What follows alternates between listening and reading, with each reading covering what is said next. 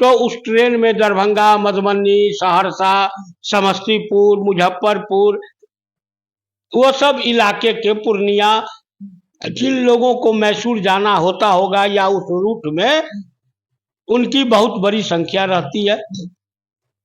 कल माता दुर्गा का महानवमी था और जिस तरह से ट्रेन अपने रूट को छोड़ के दूसरे रूट पर चली गई, और माता रानी की ही कृपा थी कि वहां कोई सवारी गाड़ी नहीं था। अगर कोई सवारी गाड़ी रहती या पैसेंजर या कोई दूसरी गाड़ी रहती तो आज बहुत बड़ी हादसा हुआ होता।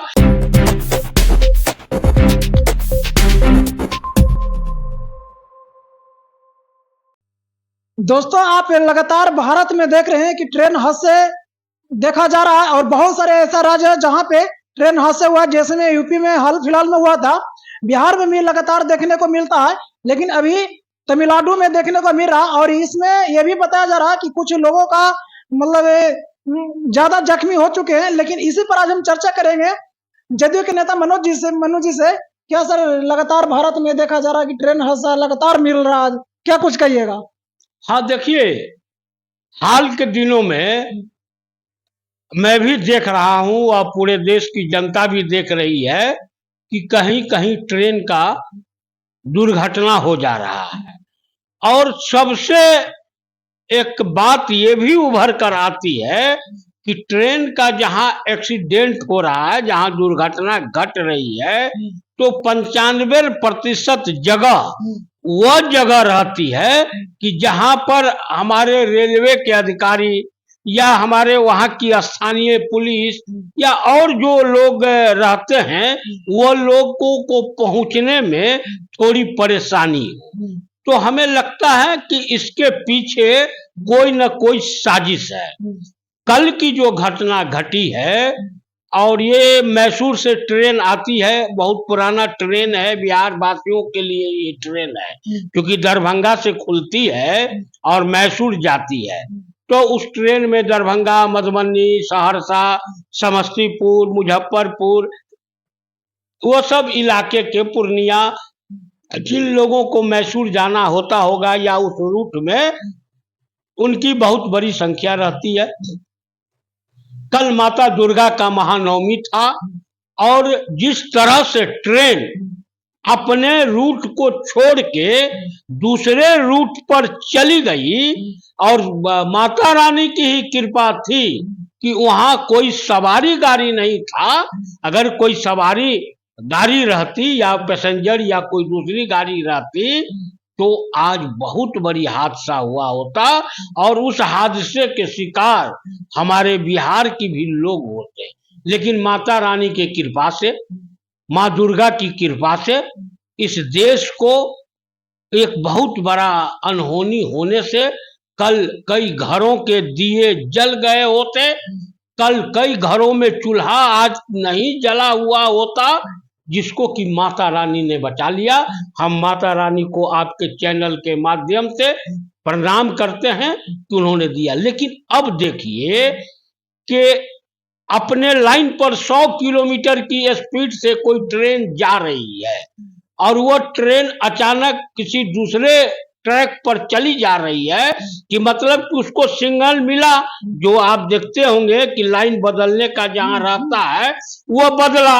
अब इसको किसने बदला, इसको किसने बदला, तब वो ट्रेन उस पर चली गई, क्योंकि 109 किलोमीटर की 6 किलोमीटर की स्पीड से कोई ट्रेन चल रही हो, अगर उसको ट्रैक चेंज हो रहा हो और ड्राइवर उसको मार भी नहीं सकता है तुरंत ब्रेक, कि और बहुत बड़ी जान माल की हानि हो जाती, तो वो उस ट्रैक पर कैसे चली गई, ये सबसे पहले जांच का विषय है।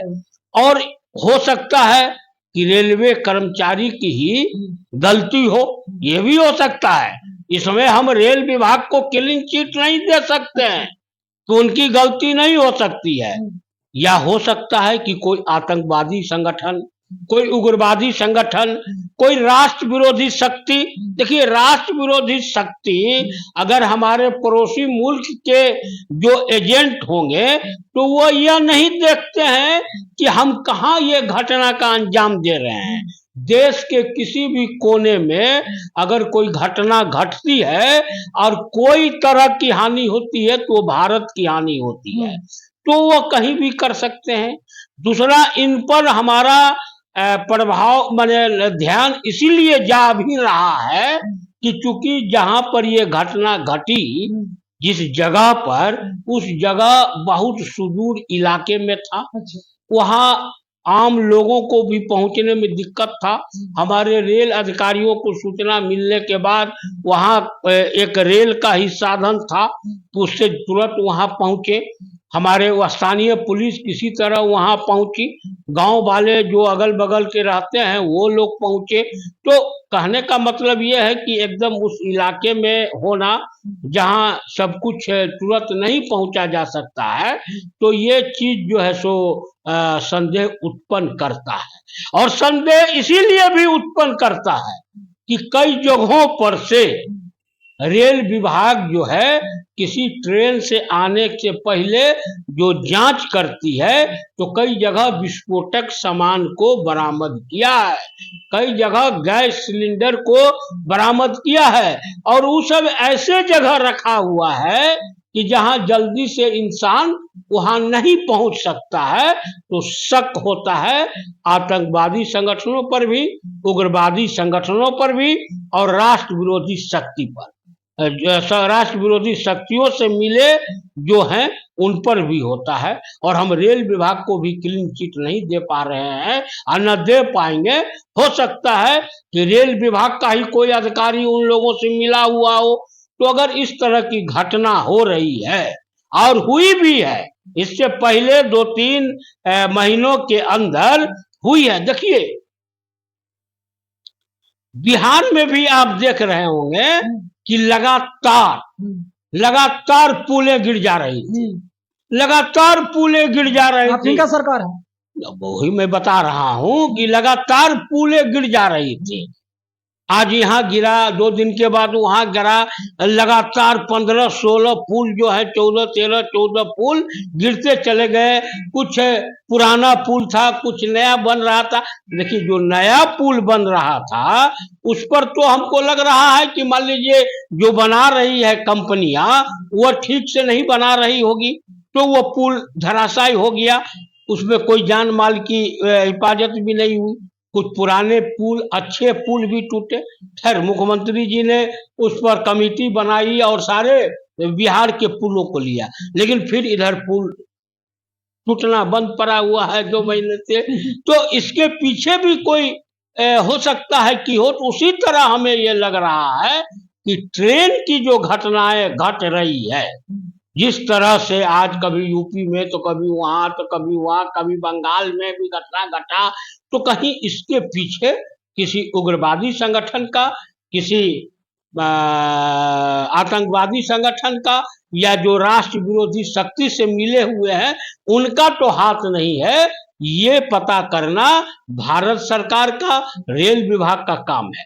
केंद्र सरकार द्वारा क्या लोगों को सुविधा वहां पे प्रदान किया जा रहा है जो दुर्घटना में ग्रसित हो? नहीं, देखिए एक तो चीज है कि मानवता हमारी सबसे बड़ी है, चाहे जहां की भी सरकार हो।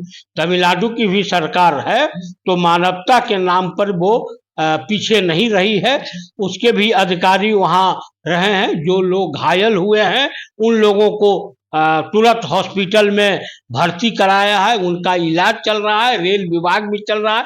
जो लोग उसमें फंस गए, अब पटरी गिर गया, एक AC 2 में आग लग गई, पार्सल वाहन में आग लगा, तो मान लीजिए उसमें जो सामान होगा वो जल के राख हुआ, लेकिन AC 2 में तो यात्री होंगे, तो उन लोगों को सुरक्षित निकाला और सभी लोगों ने निकाला। इस पर मैं वहां की सरकार पर भी उंगली नहीं उठा रहा हूं। उनके भी अधिकारी, उनके भी पदाधिकारी भी वहां आकर और उनके बातों को भी अगर बिहार के लोग, क्योंकि वो पूरे बिहार के लोग थे उसमें भरे हुए, और पूरे ज्यादातर 90% लोग मजदूर नहीं, बिहार के ही लोग थे। आप मजदूर आप नहीं कह सकते हैं। कोई आदमी कहीं नौकरी करने के लिए जा रहा है तो उसको मजदूर नहीं कह सकते हैं। और अभी तो वही लोग न लौट रहे होंगे कि जिनका यहाँ आने का होगा। मैसूर घूमने के भी लोग भी जाते हैं, बहुत अच्छा दर्शनीय स्थल है, माता के दर्शन करने के लिए भी लोग गए होंगे। तो इसीलिए जो भी लोग हैं, चाहे वो मजदूर थे, अफसर थे, छात्र थे, या जो भी थे, सारे लोग हमारे बिहार के थे। और बिहार के लोग हमेशा से उन लोगों के लिए कार्रवाई करते रहते हैं और जाते हैं। मैसूर बहुत बड़ा ट्रेन है, बहुत बड़ी दूरी है, और हर भारतीयों को अपने रेल पर गर्व है, क्योंकि रेल ही एक ऐसा साधन है जो लिखता है भारतीय रेल आपकी रेल। आप जाएंगे तो रेल आपकी है, इसकी संपत्ति को नुकसान न पहुंचाएं। ये केवल रेल में ही लिखा हुआ मिलेगा, किसी एरोप्लेन में नहीं लिखा हुआ रहेगा कि हवाई जहाज आपकी संपत्ति है। आपकी संपत्ति है, आप इसकी रक्षा करें, आप इसको देखें। यह किसी जगह नहीं, केवल रेल में ही है।